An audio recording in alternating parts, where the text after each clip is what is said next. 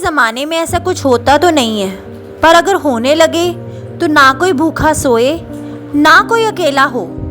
एक छोटा सा गांव था, लेकिन उसमें रहते थे दो भाई, राम और श्याम। माँ बाप के गुजर जाने के बाद उन्होंने अपने माँ बाप की विरासत की एक बड़ी जमीन को प्यार से बराबर में बांट लिया। ना कोई झगड़ा ना लालच, सिर्फ समझदारी और मोहब्बत। फिर से कह रही हूँ, ऐसा होता तो नहीं है। राम बड़ा भाई था, शादीशुदा, 4 बच्चों का पिता। श्याम छोटा था, अकेला था और शादी करने का इरादा भी नहीं था। दोनों ने अपने अपने हिस्से में खेती शुरू की और सब कुछ अच्छा चल रहा था। खेत हरा भरा था, अनाज अच्छा मिल रहा था। लगता था जिंदगी मुस्कुराना सीख गई है। पर मैं फिर कह रही हूँ, ऐसा होता तो नहीं है। छोटा भाई श्याम कुछ सोच रहा था, दिल थोड़ा बेचैन था। मैं तो अकेला हूँ, मुझे इतने अनाज की क्या जरूरत।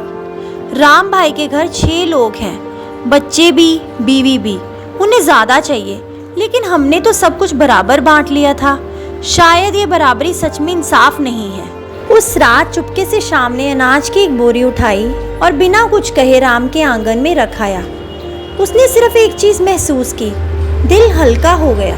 दूसरी तरफ उसी रात राम ने सोचा, श्याम तो अकेला है, उसके पास तो कोई भी नहीं। हमारे तो बच्चे हैं, कल को बुढ़ापे में संभाल लेंगे, लेकिन श्याम के पास सिर्फ जमीन है, उसे और ज्यादा मिलना चाहिए। मैं कल से उसके घर अनाज छोड़ दिया करूँगा बिना बताए। उसने भी एक बोरी उठाई और चुपके से श्याम के घर में रख दी। मैं फिर कह रही हूँ, ऐसा होता तो नहीं है। अगली सुबह दोनों हैरान, अनाज काफी ज्यादा था, जितना कल रख के आए थे उतना ही पड़ा था। ये कैसे हो सकता है। अगली रात फिर वही, दोनों ने फिर से अनाज चुपके चुपके एक दूसरे के घर में रख दिया। फिर से सुबह अनाज की क्वांटिटी वही थी।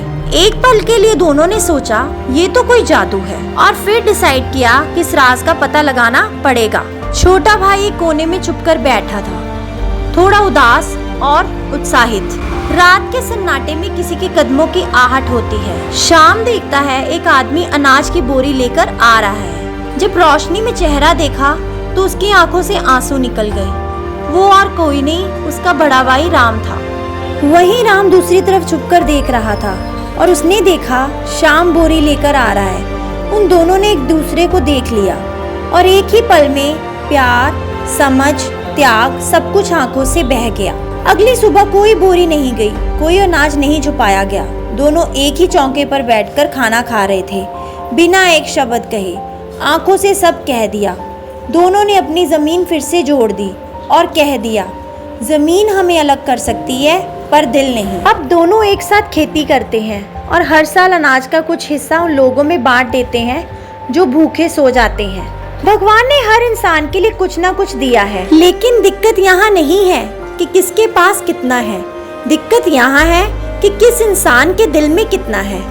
जितना हमें जरूरत है उतना लें, बाकी बांट दें, तो दुनिया में कोई भी भूखा नहीं सोएगा। जैसे समुंदर के जीव कभी भूखे नहीं रहते, वैसे इंसान भी कभी भूखा ना रहे, अगर वो समझ आए कि इंसानियत सबसे बड़ा धर्म है।